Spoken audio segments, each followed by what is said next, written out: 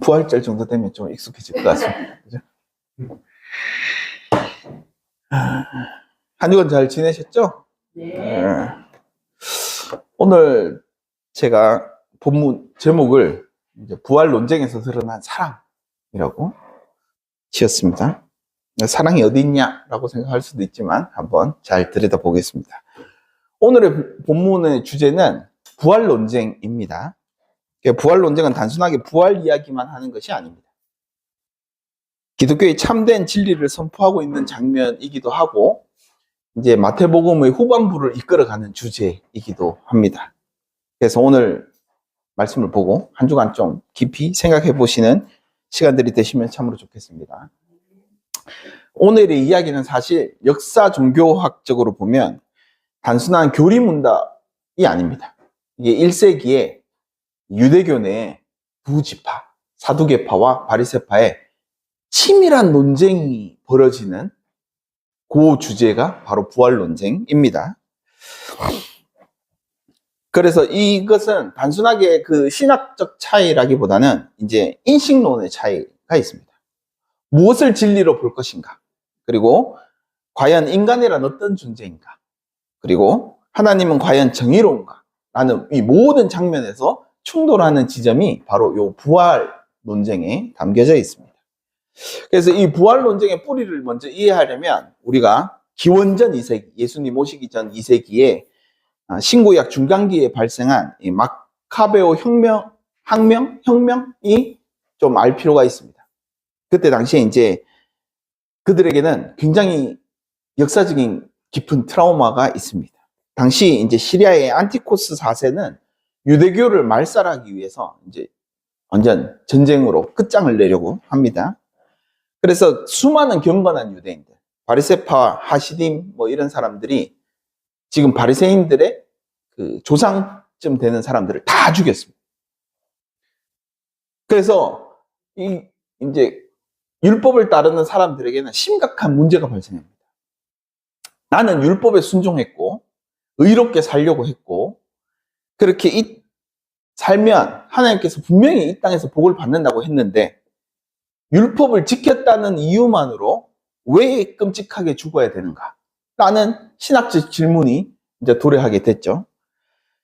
그래서 이 땅에서의 삶이 그냥 전부가 끝이라면 이거는 하나님이 굉장히 불의한 분이 됩니다.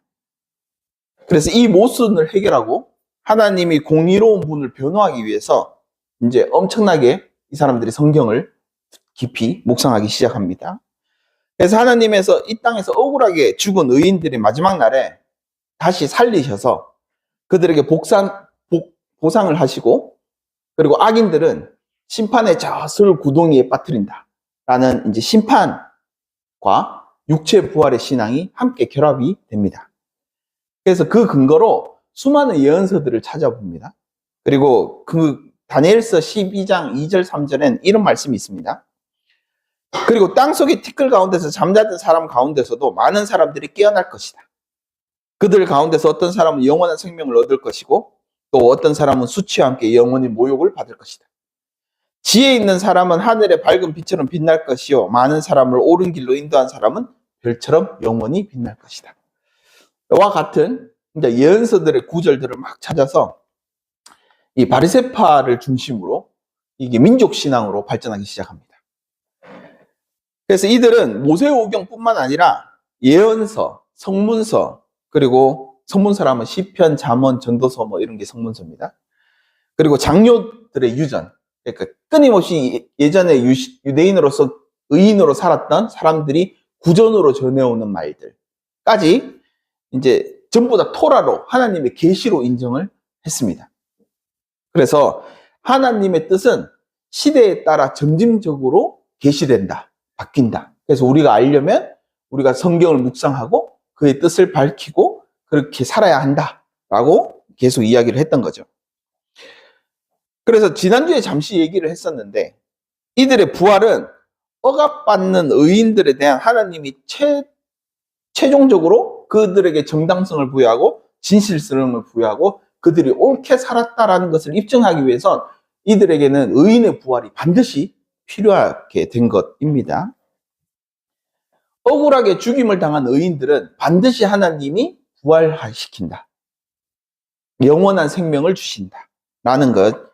그래야 비로소 하나님이 공의가, 하나님의 의가 이 땅에 실현되는 것이다. 라고 생각을 했던 거죠.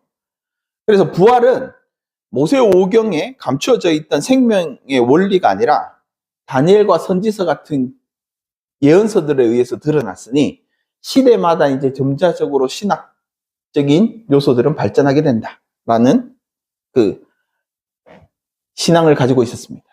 그래서 최종적으로 계시의 완성은 의인의 부활로 완성된다라고 생각을 하고 있었죠.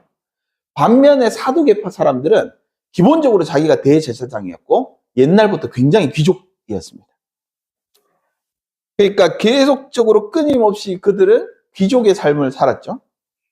그리고 로마와 같은 제국과 외세와 타협하며 정치적으로 경제적으로 기득권을 계속 누려왔습니다. 제사장이라는 이유만으로.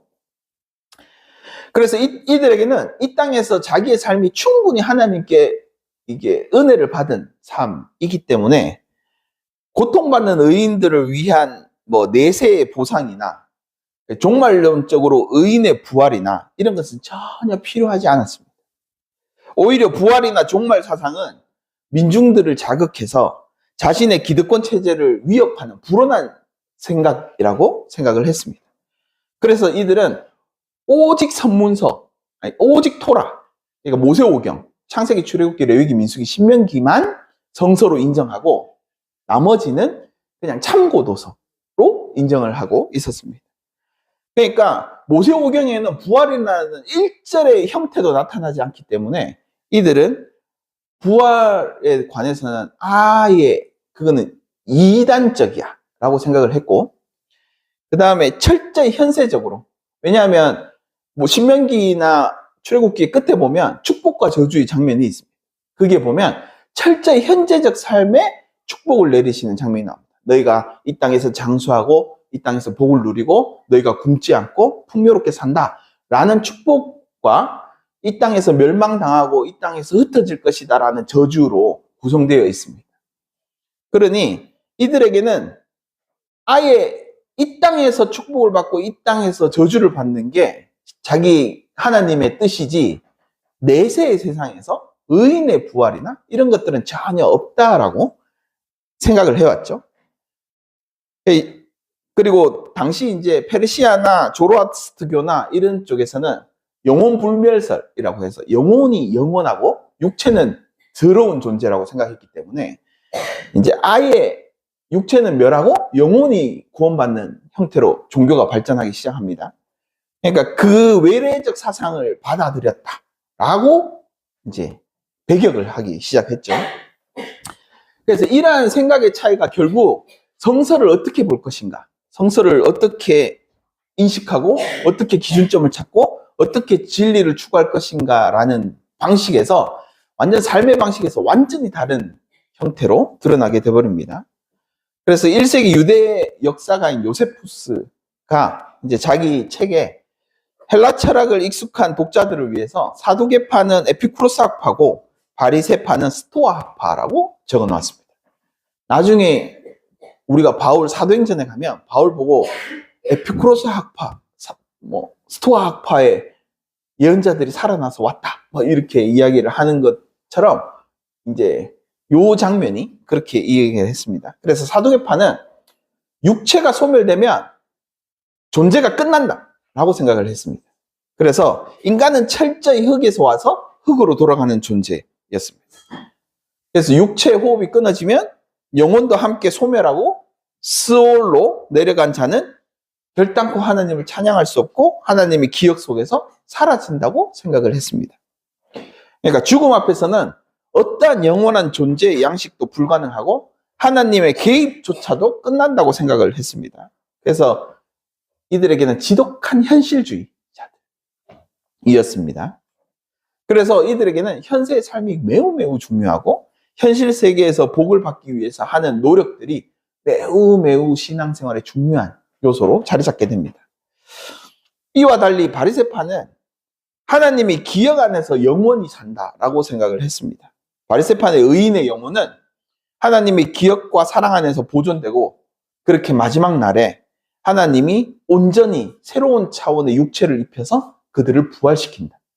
하나님이 기억 속에 있는 그들을 온전한 삶의 인간으로 부활시킨다라고 이제 생각을 했습니다. 그래서 이 부활은 인간의 영혼은 스스로 어떻게 할 수는 없지만 창조주가 피조물을 포기하지 않고 영원히 기억하시기 때문에 그 기억의 신의 은혜에 따라 의인의 삶은 나중에 보상받게 된다라고 이제 생각을 했던 거죠. 이런 배경 지식을 조금 갖고 오늘의 본문을 들여다보면 정말 재밌는 장면이 연출됩니다. 오늘의 본문 장면은 사두개파 사람들이 와서 7 형제와 한 아내에 대한 이야기를 합니다. 이제 원래 이스라엘에는 형사수치제라는 제도가 있습니다. 형이 죽으면 이제 잔식을 이어야 되잖아요.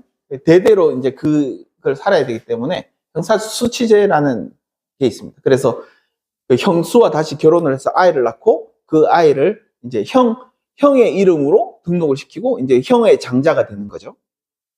그러니까 7 형제를 전부 다 자식이 없어서 거쳐서 한 여자가 태어나고 죽었는데, 그러면 나중에 부활한다면 누구의 아내냐는 거예요. 이게 이제 이런 질문을 하는 겁니다. 그러니까 바리새파 사람들의 되게 비합리적이고 비논리적인 이 부활을 비꼬면서 이야기를 하고 있는 것입니다. 그러니까 앞서 요 본문 바로 전에는 바리새파 사람들이 예수님한테 엄청 꾸짖음을 받았죠. 그걸 보고 옳았구나 생각하고 이제 한 번 더 욕하기 위해서 사두개파 사람들이 온 것처럼 이제 묘사를 하고 있는 것입니다. 이 형사수치에는 실은 그 명분이 상속에 있습니다. 그러니까 당대 이스라엘 가정의 집안의 상속자는 매우 중요합니다. 왜냐하면 토지 자체를 하나님께서 주신 유산이라고 생각합니다. 이 12지파를 나누고 각자의 토지를 배분하고 그 속에서 지파들이 살게 했습니다. 그래서 모세오경의 법에 보면 그 경계석, 돌 하나도 옆으로 옮기는 사람은 영원한 저주를 받게 됩니다. 땅을 1cm도 못 옮기게 하죠. 이거는 이 가문의 땅이야 라고 계약을 맺은 상태인 겁니다. 그래서 이게 상속이 되게 중요합니다. 그래서 토지는 항상 그 가족의 계보에 따라 토지가 이렇게 유산이 됩니다. 그러니까 하나님이 그 지파에게, 그 사람에게, 그 가족에게, 그 가문에게 복을 내리신 딱 테두리라는 거죠. 그리고 고대 이스라엘은 장자 계승이었습니다. 출애굽기에 보면 장자 다 죽이죠. 그런 것처럼 장자 계승이 굉장히 중요한데, 이제 단순히 이제 장자의 계승이 문제가 아니라 이제 이들이 볼 때는 그 가문이 문제인 겁니다. 장자가 없으면 어떡하냐? 장자가 자녀 없이 죽으면 어떡하냐? 그 보상은 누가 할 것이냐? 그러면 그 민족은 누가 지킬 것이냐? 이게 문제인 거죠. 그래서 가족 전체가 받아야 할 유산으로 이 땅, 하나님이 주신 땅이라고 이제 생각합니다. 그래서 신명기 25장 6절에 보시면 이게 굉장히 잘 나타납니다. 그 죽은 형제의 이름이 지속되도록 할 것이다 라는 구절이 있습니다. 그러니까 형사수치를 통해 한 가문에서 땅이 없어지지 않고 계속 그 가문이 하나님 앞에서 이름이 영원히 기억되도록 유지해라 라는 법이 아예 신명기에 기록되어져 있습니다. 그래서 이 토지는 단순하게 그냥 토지가 아니라 가문과 하나님과의 연결점이 됩니다. 그래서 보면 구약의 전체를 보면 막 초막 짓죠? 막 어떤 단지파 쪽에 제단이 있고 막 밑에 베냐민 지파에 또 그게 제단이 있고 막 그렇죠. 각 가문마다 제단이 있죠. 그런 것처럼 이 땅이 굉장히 이스라엘에게는 소중합니다. 그래서 신명기 25장 5절을 보면 이 법이 발동하기 위해서는 3가지 엄격한 조건이 있습니다. 첫 번째, 형제들이 함께 그 땅에 거주해야 합니다. 그리고 형이 후사가 없이 죽어야 합니다. 그리고 과부가 된 형수가 다른 가문의 사람들과 결혼을 하면 안 됩니다. 이 조건이 충족되면 이제 시동생이 형수와 결혼해서 첫 아들을 낳고 그 첫 아들을 죽은 장자의 가문의 이제 후계자로 이름을 올리게 됩니다. 이 가문은 단순히 이제 가문의 씨를 보존하기 위한 생물학적 목적을 넘어서 하나님의 은혜로 주신 땅에서 그 이름이 영원히 살도록 하는 일종의 사랑과 이제 가문을 지키고자 하는 그런 게 있습니다. 이게 왜 중요하냐?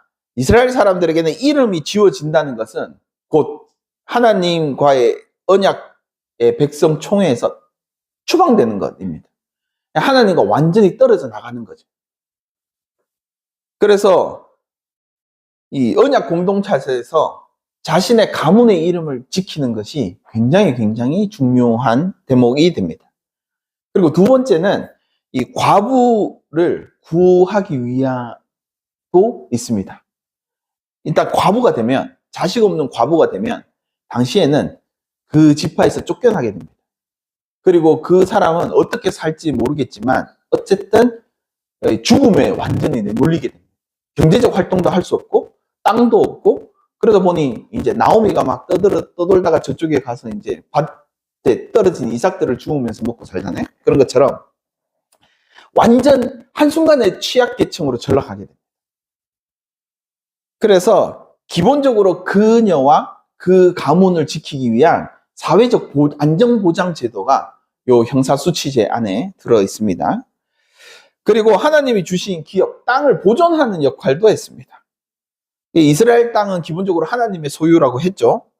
그래서 신성한 영토였습니다. 그래서 만약 자식 없는 과부가 다른 가문의 남자와 결혼을 하게 되면 그 여자가, 그 가문이 갖고 있던 땅이 다른 가문으로 넘어갑니다. 그러면 하나님이 정해주신 토지의 경계석을 옮기는 일이 돼버리죠. 그러면 하나님 앞에서 범죄하게 되는 것입니다. 그래서 원래 그 가문이 이제 그 땅에서 영원히 머물게 하기 위한 장치였습니다.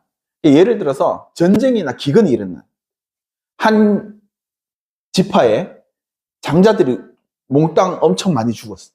과부가 엄청 많이 발생해요. 그러면 바로 옆에 있던 지파들이 어쨌든 같은 민족이니까 쟤들을 살리기 위해서 결혼을 해버리면 그 땅이 온전히 다 넘어가 버립니다. 그러면 이걸 악용하는 사람들이 등장하기 시작할 겁니다. 그죠? 일부러 전쟁을 일으키고 일부러 장자들을 죽게 만들고, 그리고 그 땅을 빼앗기 위해서 악한 생각을 푸는 사람들이 생기고, 그렇게 땅을 빼앗기면 또다시 그 땅을 되찾기 위해서 또 어떠한 조치를 취할 것이고, 이런 핑퐁이 왔다 갔다 되면 이제는 그 이스라엘 공동체는 하나의 공동체로 존재할 수 없게 됩니다.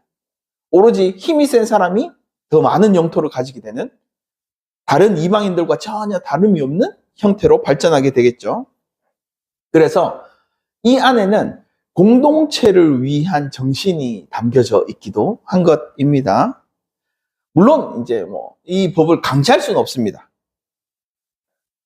동생 입장에서는 형의 후사를 잇고 그 다음에 형의 과부를 되면 자기가 땅 두 개를 관리를 해야 되잖아요. 그러면 경제적인 부담이 굉장히 큽니다. 왜냐하면 그쪽에 장자가 죽었고 가문이 힘이 없기 때문에 네 개의 식솔들을 뽑아서 저쪽에서 노동을 하게 만들어야 되고, 그러다 보고 한 번에 흉년이 들거나 이러면 서로 다 힘들어지는 거예요, 이제. 그러면 저 생명을 유지하기 위해서는 내가 더 많은 노력을 해야 되고 더 많은 일들을 해야 되기 때문에 안 할 수도 있게 만들어 놓았습니다. 서로 너무 힘들면. 대신에 그러면 이제 신발을 벗기는 그런 작업을 해야 됩니다. 그러니까 너는 하나님의 법이 있는데 법을 안 지켰으니 장로들 앞에서 심판을 받고, 그 형수가 신발을 벗어서, 이 신발을 벗겨서 그걸로 뺨을 탁 때리고, 그 다음에 너는 형의 유업을 잊지 않은 자, 형의 유업을 버린 자, 라는 낙인이 찍힙니다. 그런 이제 장면을 연출하고 난 다음에 이제 자기의 책임을 회피할 수 있는 것입니다. 이게 신발 벗긴 자의 집이라는 이게 낙인이 요기에서 나오는 것입니다. 이 제도는 점점 확장이 돼서 결국 예수 그리스도의 구원의 예표가 됩니다. 뭐 이상하죠? 일단 여기 가보겠습니다. 마태복음은 이러한 정신을 그리스도에게 깃들었다라고 애시당초 1장 족보에 딱 새겨놓았습니다. 족보에 다른 족보와는 다르게 4명의 여인이 등장합니다. 그죠? 다말 나오고 룻 나옵니다. 마태복음 족보에 여인들이 4명이 등장합니다. 이 네임들의 여인을 딱 찍어서 넣어놓은 이유가 바로 여기에 있다는 것입니다. 다말 이야기는 창세기 38장에는 잘 나옵니다. 유다의 아들이 죽었습니다. 첫째가 죽었습니다. 그래서 다말의 아내가 죽죠. 둘째도 죽습니다. 셋째, 그러다 이렇게 차례대로 죽어나가니 유다가 보고, 더 이상 내 아들을 죽이면 안 되겠다 생각해서 이제 아예 합방을 못하게 합니다. 형사수치제를 못 지키게 하죠. 그랬더니 다말이 이제 길거리의 창녀처럼 해서 다시 유다의 씨를 받아서 이제 출산을 하게 됩니다. 그때 그런 장면을 창세기 38장에 넣어놓았습니다. 그래서 유다 가문의 씨를 다말이 이어갑니다. 그리고 룻 이야기는 형사수치제와 집안의 친족들의 구제 방법 중에 고엘이란 게 있습니다. 그러니까 기업을 물을 자를 이제 뽑는 거죠. 그러니까 내가 버림받았어. 가부로서 버림을 받았는데 그 가문 내에 친족 내에 땅 안에 다른 형제가 이제 그 여자를 구원할 수 있는 제도가 있습니다. 그걸 고엘이라고 합니다. 그래서 대신에 내가 그 모든 것 감당할 테니 나에게 그 기업을 하겠다 하고 이제 룻을 아내로 삼고 이제 룻 가문이 이어지게끔 또 하는 장면이 나옵니다. 그래서 보아스는 자기 재산의 손해를 감수하면서까지 이방인 과부인 룻을 거두어서 엘리멜렉의 대를 잇게 해주었습니다. 그래서 다말을 통해서 대를 잇고 룻을 통해서 대를 이어서 다윗이 태어나고 그리고 예수 그리스도까지 계보가 이어지게 되었다라고 이제 성서는 이야기하죠. 그래서 이 족보에 새겨놓은 이유는 율법의 정신으로 죄를 지어서 생명을 잃고 모든 기업을 잃은 이들을 하나님께서 친히 개입하셔서 그 생명을 살리고 그 생명으로 하여금 점점 기업 물을 자를 해서 예수 그리스도까지 왔다라는 하나님의 구원의 역사가 그 안에 일부러 새겨놓은 것입니다. 그래서 최종적으로 마지막 고엘이 예수 그리스도다 이렇게 얘기를 하고 있는 겁니다. 그러니까 예수 그리스도가 우리가 이제 죄를 지어서 하나님과 영원히 단절되고 과부가 된 상태의 우리를 위해서 자신의 생명을 십자가의 피 흘림으로 대신 갚아주고 그 피로 인하여 우리를 다시 하나님의 친족으로 기업을 이을 수 있도록 초대하셨다라는 이게 모상이 되는 장면입니다. 그래서 마태복음 1장의 족보는 단순하게 이름만 나열해 놓은 게 아니라 이제 형사수치제, 고엘, 언약의 신실성, 하나님이 영원히 지키신다는 신실성, 그리고 은혜의 승리, 모든 게 다 담겨져 있는 것이 이 족보 이야기입니다. 그리고 이 족보 안에는 그래서 철저하게 인간의 죄성에 불구하고 하나님께서 어떻게 일하시는가를 기록해 놓은 것입니다. 이 사두개파는 율법의 표면적인 게 굉장히 중요하고 문자에 갇혀 있죠. 그래서 부활을 굉장히 조롱하는 장면이 오늘 연출되고 있습니다. 마태는 이런 것을 지적하기 위해서 시당초 마태복음 1장의 족보를 가져와서 이제 인간의 도덕성, 혈통, 율법의 자격, 기타 등등으로 메시아가 오신 게 아니다. 이거는 오로지 하나님이 너희를 기업을 물리기 위해서, 구하기 위해서 고엘로서 예수 그리스도를 데리고 온 거다. 라고 이제 이야기를 하고 싶은 것입니다. 그래서 예수님은 이게 항상 인간의 역사 속에서, 절망적인 상황 속에서 언제나 꿋꿋이 인간의 곁을 지켰다 라는 것을 표명하기 위해서 이제 이야기를 하고 있는 거예요.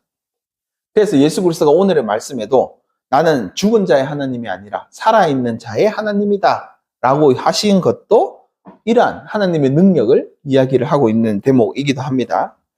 다시 사두개파 논쟁으로 돌아가 보면 사두개파의 질문이 얼마나 악하고 신학적으로 악의적인지 우리가 알 수 있습니다. 하나님께서 신명기에 이 법을 주신 이유는 언제 들이닥칠지 모르는 죽음이라는 비극 앞에서도 끈질기게 너희의 생명을 유지하고 이어가고 서로 가문의 서로 사랑하고 어떻게 살아가야 되는지를 가르치면서 하나님의 율법이 이런 사랑으로 기록되어져 있다라는 것을 가르치기 위한 것입니다. 그런데 사두개파는 단순히 수학적인 계산, 형 죽고 형 7명이 쫙 죽고 그러면 부활하면 우스운 상황이 되지 않아요? 뭐 이렇게 이 영원한 생명을 지키려고 하는 이 법을 굉장히 우스꽝스러운 법으로 바꿔버린 대목입니다, 오늘이. 그래서 예수님께서 사두개파에게 너희는 성경도 하나님의 능력도 모른다고 규정을 한 것입니다. 그 안에 흐르는 생명에 관한 하나님의 관심과 하나님의 그 사랑을 전혀 깨닫지 못하는 무지한 백성임을 드러낸 거죠. 그래서 예수님께서는 이 논쟁 가운데 이 사두개파의 논쟁 한가운데 뛰어들어가지고 그 모든 이론을 다 깨뜨려 버립니다. 모세오경을 자세히 들여다보면 실은 출애굽기, 레위기, 민수기, 신명기가 먼저 적혀지고 창세기가 맨 마지막에 적혀졌습니다. 신기하죠? 우리는 창세기, 출애굽기, 레위기, 민수기, 신명기라고 생각하지만 출애굽기, 레위기, 민수기, 신명기, 다시 창세기 요 구조로 되어 있습니다. 요게 로테이션 돌듯이 수미상관 구조처럼 이렇게 돌게 되어 있습니다. 그래서 시당초 예수님께서 모세의 이야기, 모세가 가시떨기 나무에서 하나님과 나눈 대화를 가지고 옵니다. 그러면 이들이 아무런 반박을 못 하겠죠. 자기의 신앙의 핵심 중에 핵심이니까. 거기에 이제 나는 이스라엘의 하나님이다. 나는 야곱의 하나님이다. 라는 이야기를 합니다. 그러면서 네 조상의 하나님이다 라고 이야기를 하는데 이때 히브리어를 들어보면 명사에 이게 비동사가 없습니다. 이 말인 즉슨 쉽게 얘기하면 과거에 일어난 일이 아니란 겁니다. 매 순간 매 시간 지금도 일어나고 있는 일이야. 나는 너의 조상의 하나님이다. 과거의 하나님이 아니다. 라는 시간이 아예 없는 영원성을 담아놓은 글자입니다. 이것을 70인역이 헬라어로 번역할 때는 더 강력한 단어를 사용합니다. 이제 현재형 단어로 아예 산용을 해버립니다. 그러니까 예를 들어서 아브라함은 수백 년 전에 죽었고 모세도 죽었죠. 그러면 사두개인들의 이야기로 인간의 죽음이 그 소멸을 이야기를 한다면 나는 아브라함의 하나님이었어. 나는 야곱의 하나님이었어. 나는 모세의 하나님이었어. 라는 과거형으로 이야기를 했을 거라는 겁니다. 그런데 나는 야곱의 하나님이다. 라는 현재형을 사용하므로 그들이 다 지금 너희와 함께 있었다라는 것을 선언적으로 이제 하고 있는 이야기입니다. 그래서 하나님은 죽은 자의 하나님이 아니라 산 자의 하나님이다 라는 결론으로 이르게 되기도 합니다. 그래서 이 선언은 차후에 기독교의 종말론과 신론의 가장 중심적인 사상이 됩니다. 그래서 오늘의 본문에서 사두개파의 미래는 누구의 아내가 됩니까? 라는 질문에 하나님은 현재의 하나님이 누구인가로 대답을 하고 있는 장면입니다. 예수님은 아브라함과 이삭과 야곱의 생물학적으로 과거의 인물임에도 불구하고 하나님은 그들을 향해 지금도 그들의 하나님이고 너희의 하나님이다 라고 선언을 하시므로 그때 하나님의 과 지금의 하나님이 항상 똑같다. 그리고 이후의 하나님도 항상 똑같을 것이다 라는 모든 걸 함축적으로 딱 이야기를 하고 있는 거죠. 그분들과 관계 맺듯이 내가 너희와 관계 맺고 너희 후손들과 관계 맺는다 라고 이야기를 하고 계신 겁니다. 그래서 한마디로 부활은 시간이 흘러서 물리적으로 인간이 재조립돼서 딱 나타나는 게 아니라 하나님이 영원히 살고 영원히 살아계시니 그 기억 속에 모든 인간은 다 존재하는 형태로 됩니다. 최종적인 부활은 하나님의 기억 속에서 인간은 온전한 다른 육체로 부활하게 된다라는 이야기가 됩니다. 그래서 예수님께서 일부러 한 번 더 풀어서 나는 죽은 자의 하나님이 아니요 살아계시는 자의 하나님이다 라고 이야기를 하고 계시는 것입니다. 이걸 조금 다른 얘기로 하자면 과거의 조상들이 살았던 모습이나 살았던 방식이나 살았던 생각이나 살았던 역사나 이런 모든 것들이 지금 이 순간에도 끊임없이 살아서 활동하고 있는 자들처럼 생각이 들 것이다 라는 이야기도 됩니다. 한마디로 그들이 하나님과 관계를 맺고 그들이 살았던 방식과 그들이 살았던 생각들이 하나님이 여전히 우리와 함께 계시기 때문에 그 지금의 현실 세계에서도 그들의 정신과 생각들이 다 우리에게 영향을 주고 있다라는 이야기가 되기도 합니다. 여담이지만 마태복음의 이 이야기는 이전에 죽은 자가 산 자를 구할 수 있을까? 라고 한강 작가가 제기했던 질문에 과거의 흔적이나 기록이나 기억이 현재의 삶을 구원하거나 방향을 제수할 수 있는지에 대한 의문을 우리에게 툭 던진 것에 일종의 대답이 되기도 합니다. 살아있는 자의 하나님이라는 것이 어쩌면 가장 좋은 대답이 될 수도 있습니다. 아무튼 헬라 철학에서는 죽음은 영혼과 육체의 분리라고 생각하지만 구약에서 히브리적 사고에서는 생명은 단순히 숨을 쉬는 게 아니라 하나님과 관계를 맺고 있는 연결 지점에 있습니다.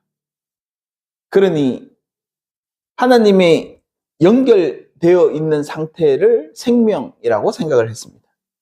하나님은 생명이시다 라고 할 때 우리가 하나님과 연결되어 있어야만 그 생명이라고 생각을 했습니다. 그래서 반대로 죽음은 하나님과의 완전한 단절을 이야기를 합니다.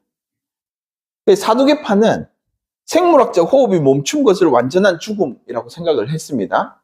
그러나 바리새파는 하나님과의 단절이 되기 전까지 내가 의롭게 살았다면 죽어서도 그 영혼은 하나님과 연결되어 있고 결국 하나님의 그 연결은 생명이 살아있는 것이니 결국 부활의 형태로 나타나게 되어 있다라고 이야기를 하는 것입니다.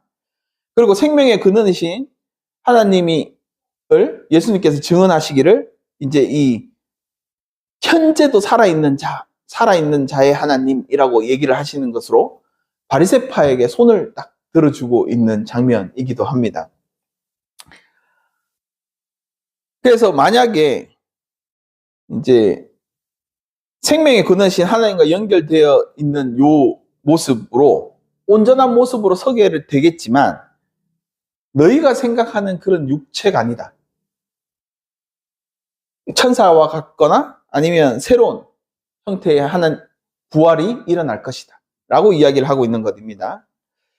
그리고 이러한 부활은 내가 너의 하나님이라는 것을 믿을 때 현재의 하나님을 신뢰할 때 자연스럽게 일어날 확고한 미래 현실이지 너희가 뭐 부활에 대해서 어떠한 스스로 능력을 할 수 있거나 너희가 한치의 너희의 영혼을 옮길 수 있거나 하는 게 아니다 라는 선언이기도 합니다. 그래서 이 마태복음 전체를 관통하는 것 중에 가장 중요한 임마누엘 신학이 여기에 붙습니다. 마태복음은 모세오경처럼 수미상관 구조를 가지고 있습니다. 맨 처음과 맨 끝이 같습니다. 그래서 제가 얘기했듯이 여기 산상수훈이 모든 것을 통괄하고 이렇게 다 주제가 다 이렇게 연결되도록 관계에 맺고 있습니다. 그래서 마태복음의 시작이 1장 23절을 보시면 보라 처녀가 잉태하여 아들을 낳을 것이니 그의 이름을 임마누엘이라 하리라.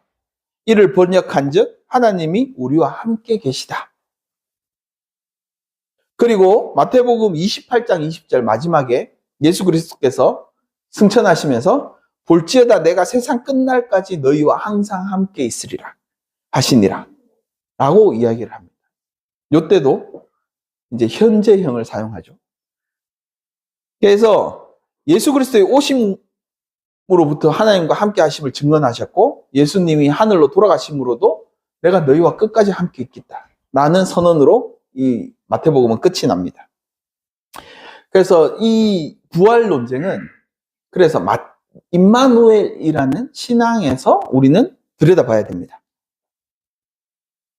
그래서 아브라함과 이삭과 야곱이 맺으신 언약의 핵심은 내가 너희와 함께 하겠다입니다.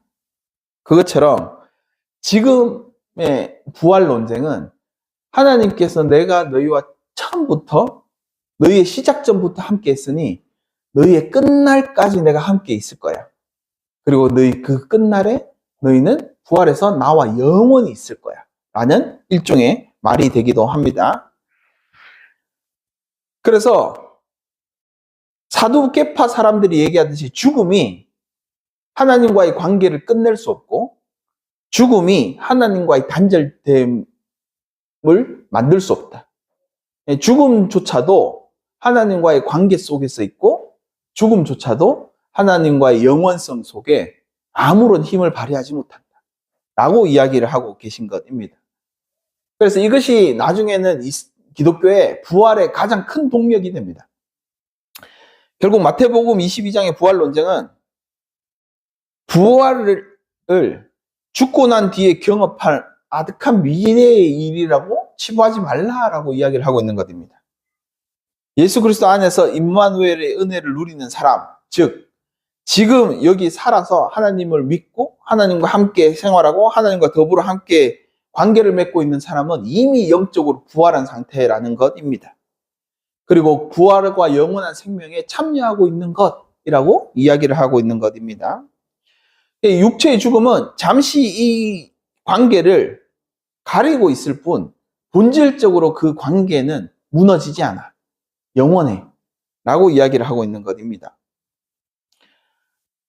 그래서 이거는 굉장히 철학적이고 문학적으로 오늘의 본문을 구성하고 있는 대목이기도 합니다.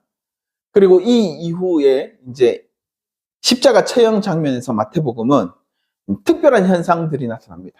뭐 예를 들어서 성소의 휘장이 찢어지고 무덤이 열리고 부활이 일어나고 뭐 이런 모든 장면에서 이제 이 임마누엘 신학이랑 함께 다시 후반부 이야기를 이끌어가는 이야기가 됩니다. 이렇듯 성경의 부활의 근거는 실은 영혼 자체가 가지고 있는 불멸성을 주장하는 헬라 철학이나 플라톤주의에 기반한 게 아닙니다. 부활은 필연적으로 일어나는 일이고 전적으로 하나님의 언약의 신실성 때문에 일어나는 일이 됩니다. 아브라함과 맺었던 언약이 이스라엘 백성에게도 여전히 언약이고 너희가 예수 그리스도를 못 박음에도 불구하고 관계가 끊어짐에도 불구하고 예수 그리스도의 피로 고해를 해서 너희를 다시금 그 장자의 자리에 앉혀놓고 너희와 영원히 관계를 맺겠다라고 하는 하나님의 언약의 신실성 안에서 우리의 부활이 보장된다는 것입니다. 그래서 단순히 사두개파의 약한 질문에 실은 예수님이 이 언약에 대한 이야기를 깊이 있게 대답을 한 것입니다. 그러니 사람들이 그 말씀을 듣고 이제 다 흩어지게 되죠. 할 말이 없어서. 그래서 결국 이 부활 논쟁은 하나님께서 자신의 백성은 끝까지 포기하지 않는다. 그리고 영원한 언약을 맺어서 너를 영원히 사랑할 거야. 너의 생명을 보다 풍성하게 하기 위한 것이다. 라고 계속적으로 이야기하는 장면이 부활 논쟁에 들어가 있는 것입니다. 그리고 아까 말했던 고엘이라든지 형사수치제 같은 법들로 인해서 완벽하게 신약적인 기독교의 모형을 제시하고 있는 장면이 됩니다. 이 고엘이라는 것이 실은 세 가지 조건이 있습니다. 첫 번째, 혈연 관계여야 됩니다. 반드시 공경에 처한 가까운 자의 친족이어야 됩니다. 그리고 지불 능력이 있어야 됩니다. 잃어버린 토지를 그 가문을 세우기 위해서 대신 돈을 지불하고 그 땅을 사서 그 가문에게 돌려줄 만한 경제적인 힘이 있어야 됩니다. 그리고 아무리 친족이고 능력이 있어도 본인이 원해야 됩니다. 내가 내 힘으로 그것을 사서 너에게 주겠다라는 강력한 의지가 필요합니다. 그런데 이것을 예수 그리스도가 성육신 하심으로 다 표현합니다. 첫 번째, 예수 그리스도는 혈과 육으로 인간이 되셔서 인간 곁에 오셨습니다. 그래서 인간의 친족임을 스스로 밝혔습니다. 그죠? 가장 가까운 친족이 되셨습니다. 그리고 십자가에 흘린 보혈로 죄 없는 자가 대신 그 제사를, 영원한 제사를 치름으로 인해서 우리의 모든 죄를 사할 수 있는 능력으로 우리를 핏값으로 산 겁니다. 그래서 원래의 자리로 되돌려 놓은 것입니다. 그리고 영원히 저주받아야 될 영혼에서 끄집어내서 자신의 위치로 갖다 놓은 것입니다. 그리고 그것을 자신의 능력으로, 자신이 손수, 스스로 그 길을 걸어가셨던 것입니다. 우리가 겟세마네 동산의 기도를 알죠? 나의 원대로 마옵시고 주의 원대로 하옵소서라고 이제 십자가의 길을 스스로 걸어가시는 장면이 있습니다. 그래서 이 영원한 생명을 담보로 하는 것이 바로 이 십자가의 보혈 사건입니다. 일종의 하나의 영수증이죠. 하나님께 끊는 영수증. 하나님, 이 영수증이 있는 한 우리는 하나님과 관계를 맺고 있습니다. 라는 증거이기도 합니다. 결정적으로 모압의 여인 룻은 이스라엘 총회에 영원히 들어올 수 없었습니다. 그는 다윗의 조상이 될 수 없는 위치에 있는 여자입니다. 왜냐하면 이스라엘 모세오경에는 모압의 사람들은 결단코 이스라엘 총회에 들어올 수 없다라고 기록되어져 있습니다. 그러니 그럼에도 불구하고 그 율법의 저주를 뛰어넘는 보아스의 행동, 사랑이 그래서 룻이 이스라엘 백성이 되었고 그 룻을 통해 다윗이 태어나고 그 다윗을 통해 예수 그리스도가 태어났습니다. 본질적으로 이방인인 이들이 구원받을 수 있는 증거가 바로 여기에 있다는 것입니다. 우리도 이방인이죠. 그래서 굉장히 이 위대한 신학적 이야기를 마태복음은 여기 안에 다 때려 넣어 놓은 겁니다. 결국 기독교의 부활은 하나님께서 사망을 영원히 삼키고 모든 피조물 사이 영원히 함께함을 스스로 보이신 사건에서부터 모든 세계관을 다 뒤집어 놓은 사건입니다. 이 압도적인 이 부활을 누가 제일 잘 알았냐? 사도 바울이 가장 잘 알아들었습니다. 그래서 고린도전서 15장이 이름이 자체가 부활장입니다. 부활에 관한 이야기만 하고 있는 거죠. 거기에 고린도전서 15장 58절에 바울은 이렇게 이야기합니다. 그러므로 내 사랑하는 형제들아, 형제죠. 견실하며 흔들리지 말고 항상 주의 일에 더욱 힘쓰는 자들이 되라. 부활장인데 이렇게 연결된다고? 라고 생각할 수 있습니다. 그죠? 바울이 이렇게 말하고 있는 겁니다. 마태복음의 산자의 하나님, 룻기의 고엘, 그리고 바울의 신령한 몸까지 모두가 하나님께서 우리를 구원하기 위한 구속사 여정에 있는 것이다. 그리고 종착지는 죽어서 가는 천국에 있는 것이 아니라 놀랍게도 지금 현재 우리의 삶에 있다. 너희의 삶 너희의 지금 치열한 일상 속에 하나님이 계시다. 라고 이야기를 하고 있는 것입니다. 그래서 바울은 육체적 부활이 역사적 실제이므로 우리가 이 몸을 입고 살아가는 순간 하나님과의 끊임없이 관계를 맺고 끊임없이 하나님의 생명 안에 들어가려고 노력해야 비로소 너희의 영생하는 일이 된다. 라고 이야기를 하고 있는 겁니다. 그래서 미래에 이러한 확실성이 이제 현재 삶의 가치를 결정하는 일이 될 거다. 그러니 형제들아 견실하며 흔들리지 말고 항상 주의 일에 힘쓰는 자들이 되라 라고 이야기를 한 겁니다. 여기서 이제 견실하다라는 것은 자리에 굳게 앉아서 튼튼한 기초 위에 세워진이라는 뜻입니다. 당시 이제 흔들리지 말고는 아메타키테토스라는 헬라어로 외부의 폭풍이나 압력에 의해서 원래 위치에서 밀려나지 않는 상태를 이야기합니다. 당시의 헬라 철학은 세속적인 사두개파인들의 주장하는 이러한 이론도 굉장히 많았고 바리새파처럼 굉장히 영혼 불멸설에 가까운 이론도 많았습니다. 그러니 이러한 수많은 철학들이 이들을 뒤흔들고 있었을 때였습니다. 그런데 이런 영지주의적인 이원론, 영혼과 육체의 분리적인 것, 이런 것에 휩쓸리지 말고 부활은 하나님의 현재 살아계심을 증거하는 너희들을 통해서 그 영원한 약속임이 현실로 드러나게 되는 거야. 라고 이야기를 하는 것입니다. 그러니까 너희의 지금의 존재가 하나님이라는 기초에 딱 서서 흔들리지 말고 너의 일을 해. 하나님의 일을 해. 그러면 너희는 자연스럽게 부활하게 된다. 그 약속을 믿고 옛부터 지금까지 우리와 계속 관계 맺고 있는 하나님을 믿어라. 라고 이야기를 하는 것입니다. 그래서 항상 주의 일에 더욱 힘쓰라. 이는 수고가 주 안에서 헛되지 않은 줄 알미라. 라는 문구로 마무리를 하는데 이 대목이 현대신학의 가장 큰 묵상거리가 됩니다. 그리고 가장 사랑하는 구절이 됩니다. 헛되지 않은 케노스라는 단어가 텅 빈 알갱이 없는 무익한이라는 뜻입니다.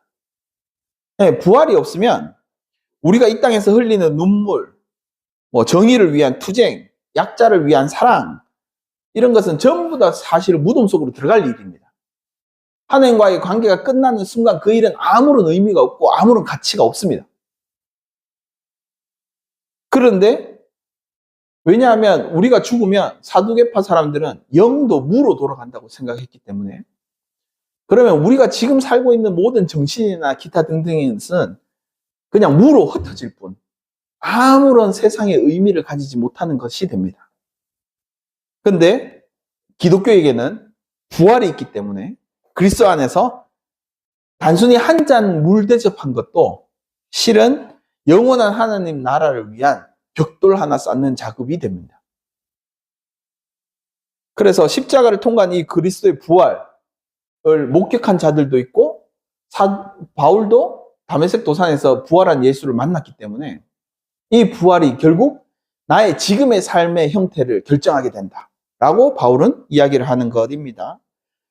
그래서 기독교인은 부활을 믿기에 결국 타인의 고난과 현실의 불의를 외면하지 않고 적극적으로 사랑과 공의를 세우는 일에 뛰어들 수 있는 사람들이다 라고 이야기를 하고 있는 것이죠. 사두개파는 하나님을 율법책과 글자 속 그리고 과거의 시간 속 그리고 성전의 공간에 가두려고 했습니다. 그런데 예수님은 그것을 끄집어내서 처음부터 영원까지 있다라고 이야기를 하시므로 우리의 현실 세계에 하나님을 모시고 온 것입니다. 그래서 부활신앙이라는 것은 원래 죽어서 가는 미래의 일을 대비하는 게 아닙니다. 지금의 내 삶의 자리에 여전히 살아서 역사하시는 하나님을 신뢰하고 믿고 흔들림 없이 오늘 하루의 무거운 십자가의 사랑을 지고 내 이웃에게 한 번 더 나아가는 것, 한 걸음 뛰는 것, 생수 하나 대접하는 것, 그것이 비로소 부활신앙의 참된 의미입니다. 바로 하나님의 긍휼한 마음과 예수 그리스도의 불쌍히 여기는 마음, 그리고 우리를 위해 스스로 십자가를 지신 고혈의 정신이 요 안에 모두가 담겨져 있기 때문입니다. 그래서 오늘 하루 그리스도께서 우리 안에 이루신 것을 우리의 삶 속에서 한번 실천해 보며 영원을 꿈꾸는 우리가 되기를 간절히 소망합니다. 우리의 하루는 영원하신 하나님께서 영원히 사용하실 것입니다. 그리고 최종적으로 그날에 하나님과 함께 손잡고 춤추는 날이 오지 않을까 생각됩니다. 그 일을 위하여 한 주간 힘쓰는 우리가 되기를 간절히 소망합니다. 기도하겠습니다.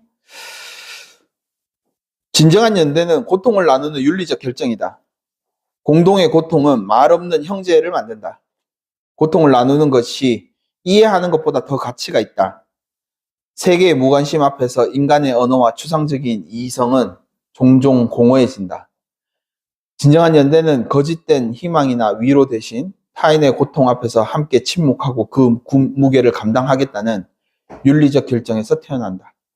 함께 고통받는 사람들은 결코 낯선 존재가 아니다.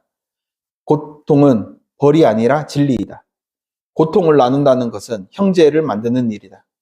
인간은 견뎌내면서 성장한다. 참이신 그리스도께서 우리의 고통을 함께 나눔으로써 우리가 형제임을 가르쳐 주심에 참으로 감사를 드립니다. 우리의 삶에 대해서 아무도 관심이 없을 것 같을지라도 또 아무도 관심 없다고 세상은 말하지만 여전히 자신의 생명까지 내어주며 우리의 삶을 굉장히 소중하게 여겨 주심에도 참으로 감사를 드립니다. 그 사랑을 믿기에 우리도 그리스도 안에서 새로운 피조물로 거듭나기를 소망합니다. 나의 삶도 이웃의 삶도 함께 짊어지고 함께 나누고 함께라는 윤리적 가치를 따라 살게 해 주십시오. 우리 믿음이 부족합니다. 그럼에도 불구하고 우리의 삶을 영원에 기대어 살 수 있도록 인도해 주심에도 감사를 드립니다. 그리스도의 여정을 닮아 하루하루 행복하게 즐겁게 더불어 함께 살아가는 우리의 삶의 한 조각들이 되기를 간절히 소망합니다. 여전히 지금 이 자리에서 우리와 함께 계시는 우리 주 예수 그리스도 이름으로 간절히 기도드립니다.